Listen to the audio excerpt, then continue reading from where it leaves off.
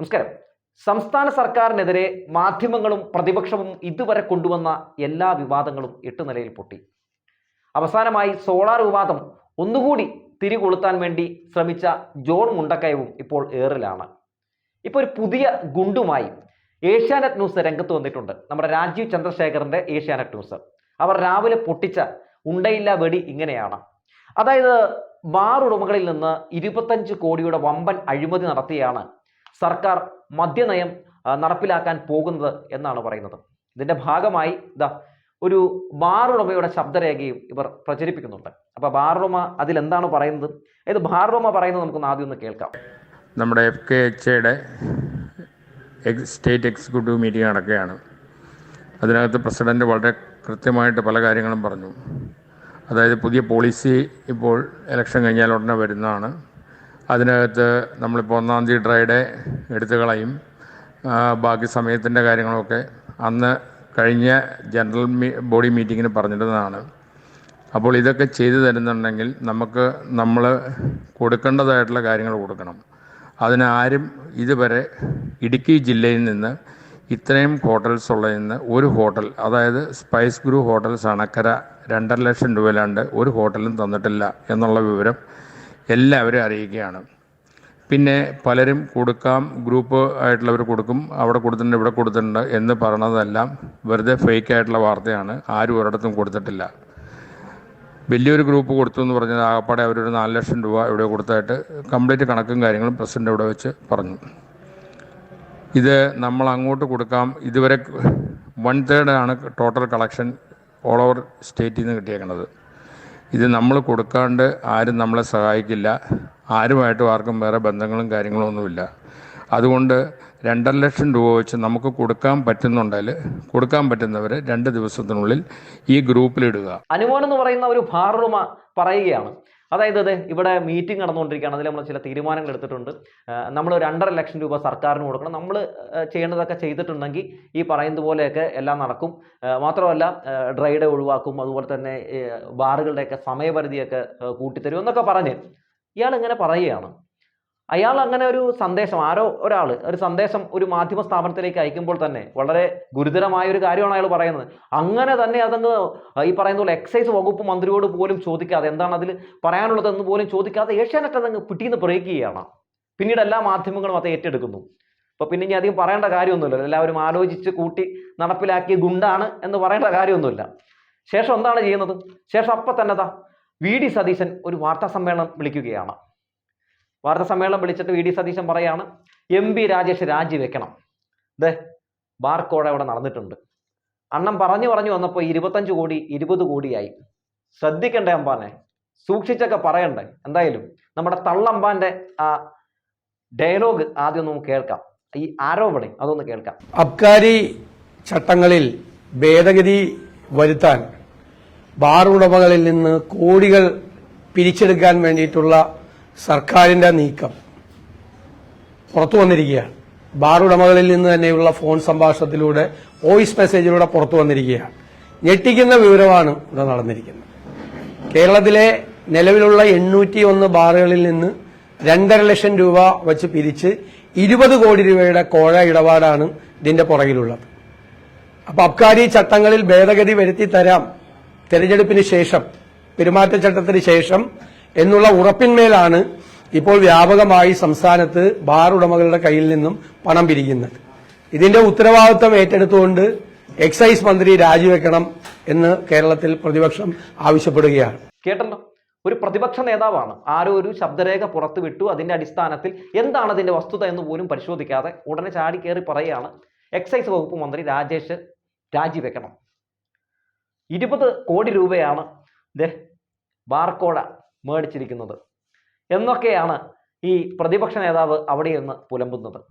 തെളിവായിട്ട് എടുത്ത് കാണിക്കുന്നത് ഈ ഏഷ്യാനെറ്റ് ന്യൂസിൽ വന്ന ആ ശബ്ദരേഖയുടെ ചില കാര്യങ്ങളൊക്കെ എടുത്താണ് പുള്ളി ഇങ്ങനെ വിശദീകരിച്ചുകൊണ്ടിരിക്കുന്നത്. എന്താണ് തെളിവ്? സർക്കാർ അങ്ങനെ പൈസ മേടിച്ചോ? MP രാജേഷ് അങ്ങനെ പൈസ മേടിച്ചോ? എക്സൈസ് അങ്ങനെ പൈസ മേടിച്ചോ എന്ന ഒരു ചോദ്യവും ആരും ചോദിക്കുന്നില്ല കേട്ടോ. ഇനിയിപ്പോൾ രേഖ ചോദിച്ചാൽ ശങ്കരാടി കാണിക്കുമ്പോൾ ഇങ്ങനെ കൈ കാണിച്ചിട്ട് ഇതാണ് ആ രേഖ എന്ന് സതീശൻ പറഞ്ഞും കളയും. കാരണം സതീശൻ എന്നൊക്കെ ആരോപണങ്ങൾ സംസ്ഥാന സർക്കാരിനെതിരെ മുഖ്യമന്ത്രിക്കെതിരെയൊക്കെ ഉന്നയിച്ചിട്ടുണ്ടോ അന്നൊന്നും സതീശന്റെ കയ്യിൽ ഒരു രേഖയും ഉണ്ടായിട്ടില്ല എന്ന് നമുക്കറിയാം. രേഖയില്ലാതെ ഇങ്ങനെ ഉണ്ടയില്ല വെടിവെക്കുന്ന മറ്റൊരു മാപ്രാണിയും മാപ്രയുമാണ് ഈ VD സതീശൻ എന്ന് ആർക്കാണ് അറിയാത്തത്. ഉടനെ തന്നെ നമ്മുടെ ഗർഗർജി സുധാകരേട്ടനും ചാടി ഇറങ്ങി പറയാണ് MP രാജേഷ് രാജിവെക്കണമെന്ന്. അങ്ങനെ മാധ്യമങ്ങൾക്ക് രാവിലെ അടിക്കാനുള്ള എല്ലാ സംഗതികളും കയ്യിൽ കിട്ടി. അങ്ങനെ മാധ്യമങ്ങളൊക്കെ ഈ ഉണ്ടയില്ല വെടിയെ അങ്ങ് വലുതാക്കി അങ്ങ് ചിത്രീകരിച്ച് അന്തിച്ചർച്ചയ്ക്കുള്ള ഒരു വിഷയമാക്കി ഇങ്ങനെ മാറ്റുന്നതിനിടയിലാണ് എക്സൈസ് വകുപ്പ് മന്ത്രി MP രാജേഷ് മാധ്യമങ്ങളെ കാണുന്നത്. അതായത് അദ്ദേഹം ഇങ്ങോട്ട് വിളിക്കുകയാണ് മാധ്യമങ്ങളൊന്നും അങ്ങോട്ട് പോയില്ല. കാരണം എക്സൈസ് വകുപ്പ് മന്ത്രി വാ തുറന്ന എല്ലാം പൊളിഞ്ഞില്ലേ. എന്താണ് അദ്ദേഹം പറയുന്നത്? സംസ്ഥാന സർക്കാർ മദ്യനയത്തെക്കുറിച്ചുള്ള ഒരു പ്രാരംഭഘട്ട ആലോചന പോലും നടത്തിയിട്ടില്ല എന്നാണ് അദ്ദേഹം പറയുന്നത്. എത്ര അടിസ്ഥാനരഹിതമായിട്ടുള്ള കാര്യങ്ങളാണ് പ്രചരിപ്പിച്ചുകൊണ്ടിരിക്കുന്നത്. എന്തായാലും ആ ശബ്ദരേഖയെ ഗൗരവത്തോടു കൂടി തന്നെ കാണുകയാണ് എന്ന് അദ്ദേഹം പറയുകയാണ്. പിന്നെ ഈ പറയുന്ന പോലെ പുതിയ മദ്യനയത്തിൽ ഇന്ന കാര്യങ്ങളൊക്കെ നടപ്പിലാക്കും, ഇത്രയും രൂപയൊക്കെ മേടിച്ചു എന്നൊക്കെ പറയുന്നത് നിങ്ങൾ തന്നെയാണ്, ഞങ്ങളിത് ആദ്യമായിട്ടാണ് കേൾക്കുന്നത് എന്നാണ് അദ്ദേഹം പറയുന്നത്. ഒപ്പം എങ്ങനെ ബാർ ഉടമകളെ ഞങ്ങൾ സഹായിച്ചു എന്നാണ് പറയുന്നതെന്ന് അദ്ദേഹം പറയുകയാണ്. അതായത് ബാർ ഉടമകൾ ചെയ്യുന്ന ക്രമക്കേടിന് ഈ പറയുന്ന UDFന്റെ ഭരണകാലത്ത് പിഴ ഈടാക്കിയിട്ടുണ്ടോ?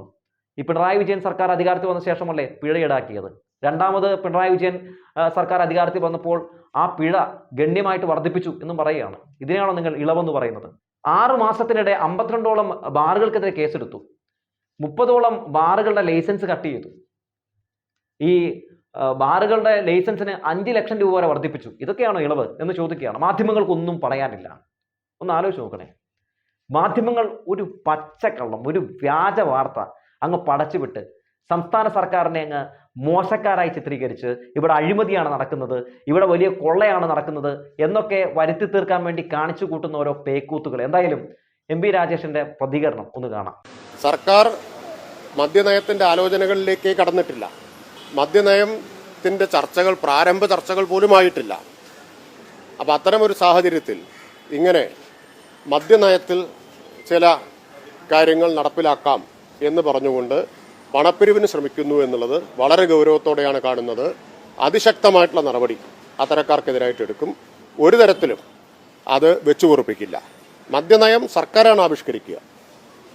അതിൻ്റെ ചർച്ചകൾ നടക്കാനിരിക്കുന്നതേ ഉള്ളൂ. ആ ചർച്ചയൊക്കെ നടക്കുന്നതിന് മുമ്പ് തന്നെ കഴിഞ്ഞ 1 മാസമായി മാധ്യമങ്ങളിൽ നിരന്തരമായിട്ട് വാർത്ത വന്നുകൊണ്ടിരിക്കുന്നുണ്ട്. അങ്ങനെ ചെയ്യാൻ പോകുന്നു, ഇങ്ങനെ ചെയ്യാൻ പോകുന്നു എന്നൊക്കെയുള്ള വാർത്തകൾ.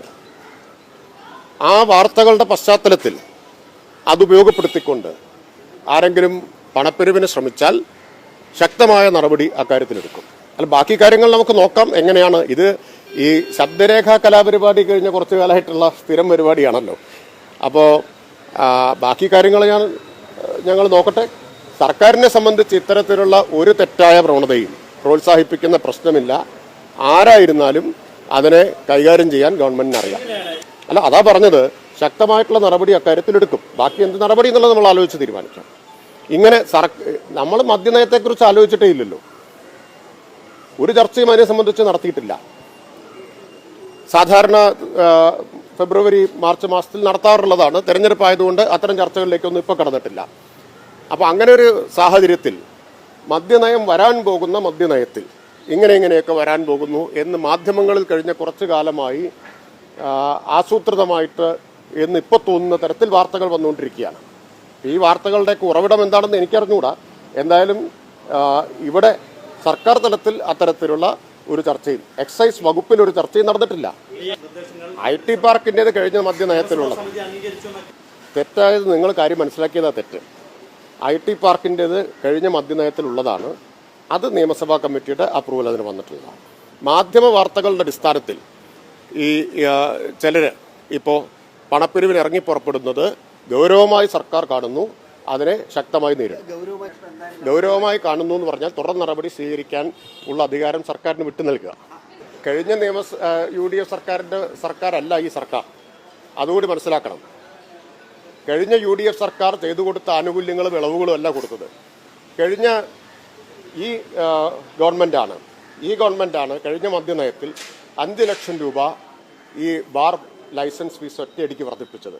കേരളത്തിൽ ഇതിനു മുമ്പ് ഒരിക്കലും വർദ്ധിപ്പിച്ചിട്ടില്ല. അങ്ങനെ 5 ലക്ഷമാണ് ഒറ്റയടിക്ക് വർദ്ധിപ്പിച്ചത്. ഫൈന് UDF സർക്കാരിൻ്റെ കാലത്ത് ഉണ്ടായിരുന്നോ?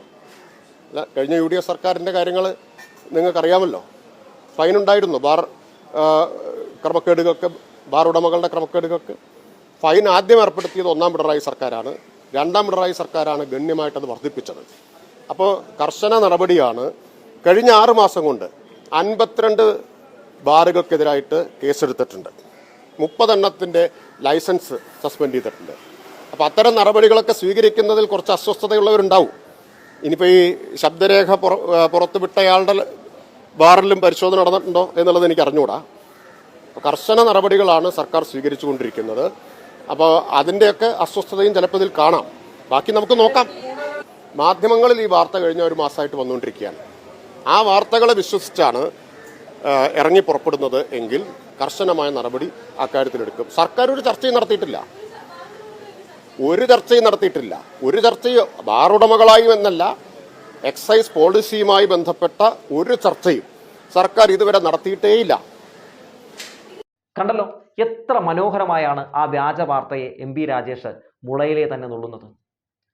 അതായത് അത്തരത്തിൽ ആരെങ്കിലും പണപ്പിരിവ് നടത്താൻ ശ്രമം നടത്തിയാൽ അവർക്കെതിരെ നടപടി സ്വീകരിക്കും എന്ന് പോലും മന്ത്രി പറയുകയാണ്. അതൊന്നും മാധ്യമങ്ങൾക്ക് പ്രധാനപ്പെട്ട വാർത്തയല്ല കേട്ടോ. എന്നിട്ടും അവർ ആ വ്യാജ വാർത്തയെ ഇപ്പോഴും ഊതി വീർപ്പിച്ചുകൊണ്ടിരിക്കുകയാണ്.